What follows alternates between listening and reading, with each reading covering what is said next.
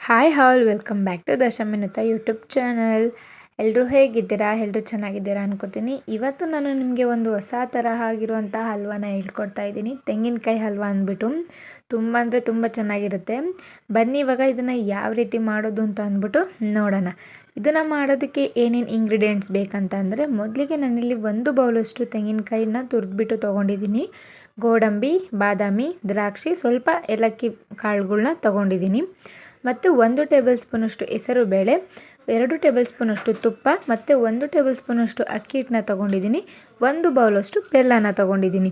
ಇದನ್ನು ಹೇಗೆ ಮಾಡಬೇಕು ಅಂತಂದರೆ, ಒಲೆ ಮೇಲೆ ಒಂದು ಬಾಣಲೆನ ಇಟ್ಕೋಬೇಕು. ಬಾಣಲೆಗೆ ನಾವು 1 ಟೇಬಲ್ ಸ್ಪೂನಷ್ಟು ಹೆಸರುಬೇಳೆ ತೊಗೊಂಡಿರ್ತೀವಲ್ಲ, ಅದನ್ನು ಹಾಕ್ಕೊಂಡ್ಬಿಟ್ಟು ಅದು ಹೆಸರುಬೇಳೆ ಚೆನ್ನಾಗಿ ಫ್ರೈ ಆಗಬೇಕು, ಅದು ಘಮ ಬರಬೇಕು. ಅಲ್ಲಿವರೆಗೂ ನಾವು ಇದನ್ನು ಚೆನ್ನಾಗಿ ಹುರ್ಕೋಬೇಕಾಗುತ್ತೆ. ಇವಾಗ ಕಂಪ್ಲೀಟಾಗಿ ಅದನ್ನು ಹುರ್ಕೊಂಡಾಗಿದೆ. ಇದಕ್ಕೆ ಇವಾಗ ನಾವು 1 ಟೇಬಲ್ ಸ್ಪೂನಷ್ಟು ಅಕ್ಕಿ ಹಿಟ್ಟು ಮತ್ತು ಏಲಕ್ಕಿ ಪೌಡ್ರನ್ನ ಹಾಕ್ಕೋಬೇಕು. ಸ್ಟವ್ನ ಆಫ್ ಮಾಡಿಬಿಡ್ಬೇಕು. ಅದಾದಮೇಲೆ ಇದನ್ನು ಕಂಪ್ಲೀಟಾಗಿ ಕೂಲ್ ಆಗೋಕ್ಕೆ ಬಿಟ್ಟು ಒಂದು ಜಾರಿಗೆ ಹಾಕ್ಕೊಂಡು ಈ ರೀತಿಯಾಗಿ ಸಣ್ಣದಾಗಿ ಪುಡಿನ ಮಾಡ್ಕೋಬೇಕಾಗುತ್ತೆ. ಇಲ್ಲಿ ನೋಡ್ತಾ ಇರ್ಬೋದು ಈ ರೀತಿಯಾಗಿ. ಅದಾದ ನಂತರ ಇನ್ನೂ ಒಂದು ದೊಡ್ಡ ಜಾರನ್ನ ತೊಗೊಂಡು 1 ಬೌಲಷ್ಟು ತೆಂಗಿನಕಾಯಿ ತುರಿ ಮತ್ತು 1 ಬೌಲಷ್ಟು ಬೆಲ್ಲನ ತೊಗೊಂಡಿದ್ದೀನಿ. ನಿಮಗಿನ್ನೂ ಸ್ವೀಟ್ ಬೇಕನ್ಸಿದ್ರೆ ನೀವು ಜಾಸ್ತಿ ಕ್ವಾಂಟಿಟಿಲಿ ಮಾಡ್ಕೊಳ್ಳೋದಾದರೆ ಮಾಡ್ಕೋಬೋದು. ಆ್ಯಂಡ್ ಇಲ್ಲಿ ರುಬ್ಬಿಟ್ಕೊಂಡಿರ್ತೀವಲ್ಲ ಪೌಡರ್, ಅದನ್ನು ಕೂಡ ಹಾಕ್ಕೊಂಡು ಸ್ವಲ್ಪ ನೀರನ್ನ ಸೇರಿಸ್ಕೊಂಡು ಈ ಕನ್ಸಿಸ್ಟೆನ್ಸಿಗೆ ಇದನ್ನು ನಾವು ರುಬ್ಕೋಬೇಕಾಗತ್ತೆ. ಇದನ್ನು ರುಬ್ಬಿದ ನಂತರ ಒಲೆ ಮೇಲೆ ಒಂದು ಬಾಣಲಿನ ಇಟ್ಕೊಂಡು ಒಂದು 2 ಟೇಬಲ್ ಸ್ಪೂನಷ್ಟು ತುಪ್ಪನ ಹಾಕಿ, ಆ ತುಪ್ಪದಲ್ಲಿ ನಾವು ತೊಗೊಂಡಿರ್ತೀವಲ್ಲ ಗೋಡಂಬಿ, ದ್ರಾಕ್ಷಿ, ಬಾದಾಮಿನ ಚೆನ್ನಾಗಿ ಫ್ರೈ ಮಾಡಿಕೊಂಡು ಎತ್ತಿಟ್ಕೊತಾ ಇದ್ದೀನಿ. ಅದಾದ ನಂತರ ಅದೇ ತುಪ್ಪಕ್ಕೆ ನಾನು ರುಬ್ಬಿಟ್ಕೊಂಡಿರೋ ತೆಂಗಿನಕಾಯಿದ್ದು ರುಬ್ಬಿಟ್ಕೊಂಡಿರೋದನ್ನ ಹಾಕ್ಕೋತಾ ಇದ್ದೀನಿ.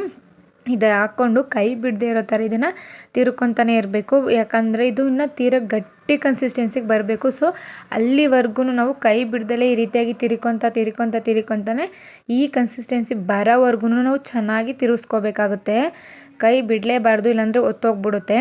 ತಿರ್ಕೊಂಡು ಆದಮೇಲೆ ಈಗ ನಾವು ಡ್ರೈ ಫ್ರೂಟ್ಸ್ ಏನು ಫ್ರೈ ಮಾಡಿ ಇಟ್ಕೊಂಡಿರ್ತೀವೋ ಅದನ್ನು ಹಾಕ್ಕೊಂಬಿಟ್ರೆ ತೆಂಗಿನಕಾಯಿ ಹಲ್ವಾ ರೆಡಿನೇ ಆಗೋಗ್ಬಿಡುತ್ತೆ. ನೋಡ್ತಾ ಇರ್ಬೋದು ಇವಾಗ ತೆಂಗಿನಕಾಯಿ ಹಲ್ವಾ ರೆಡಿಯಾಗಿದೆ. ತುಂಬ ಅಂದರೆ ತುಂಬ ಟೇಸ್ಟಿಯಾಗಿರುತ್ತೆ. ಇದನ್ನು ನಾವು ದೇವ್ರ ನೈವೇದ್ಯಕ್ಕಾದ್ರೂ ಮಾಡ್ಬೋದು. ಮನೆಗೆ ಯಾರಾದರೂ ಗೆಸ್ಟ್ ಬಂದಿದ್ದಾರೆ, ಸಡನ್ನಾಗಿ ಏನಪ್ಪ ಸ್ವೀಟ್ ಮಾಡೋದು ಅಂತ ಅಂದ್ಕೊಂಡ್ರು ಕೂಡ ನಾವು ಇದನ್ನು ಆರಾಮಾಗಿ ಕ್ವಿಕ್ಕಾಗಿ ಬೇಗ ಮಾಡ್ಕೊಬಿಡ್ಬೋದು. ತುಂಬ ಇಷ್ಟಪಟ್ಟು ತಿಂತಾರೆ. ತುಂಬ ಅಂದರೆ ತುಂಬ ಚೆನ್ನಾಗಿದೆ. ನೀವು ಕೂಡ ಮನೇಲಿ ಒಂದ್ಸಲ ಟ್ರೈ ಮಾಡಿ. ಹೇಗಿತ್ತು ಅಂತ ಅಂದ್ಬಿಟ್ಟು ಕಮೆಂಟ್ ಬಾಕ್ಸಲ್ಲಿ ತಿಳಿಸಿ. ಮಿಸ್ ಮಾಡ್ದಲೇ ಟ್ರೈ ಮಾಡಿ ಆಯಿತಾ. ನನ್ನ ಚಾನಲ್ನ ಯಾರೆಲ್ಲ ನೋಡ್ತಾ ಇದ್ದೀರೋ ಅವರು ಪ್ಲೀಸ್ ಸಬ್ಸ್ಕ್ರೈಬ್ ಮಾಡ್ಕೊಂಡು ನೋಡಿ ಆ್ಯಂಡ್ ಬೆಲ್ ಐಕಾನ್ನ ಕ್ಲಿಕ್ ಮಾಡಿ ನನಗೆ ಸಪೋರ್ಟ್ ಮಾಡಿ ಅಂತ ಕೇಳ್ತಾ, ಇದಾಗಿತ್ತು ಇವತ್ತಿನ ವಿಡಿಯೋ ತೆಂಗಿನಕಾಯಿ ಹಲ್ವಾ. ಇಷ್ಟ ಆದರೆ ಒಂದು ಲೈಕ್ ಮಾಡಿ, ಶೇರ್ ಮಾಡಿ, ಕಮೆಂಟ್ ಮಾಡಿ. ಎಲ್ರಿಗೂ ನೆಕ್ಸ್ಟ್ ವ್ಲಾಗಲ್ಲಿ ಸಿಗ್ತೀನಿ. ಅಲ್ಲಿವರೆಗೂ ಟೇಕ್ ಕೇರ್, ಬಾಯ್.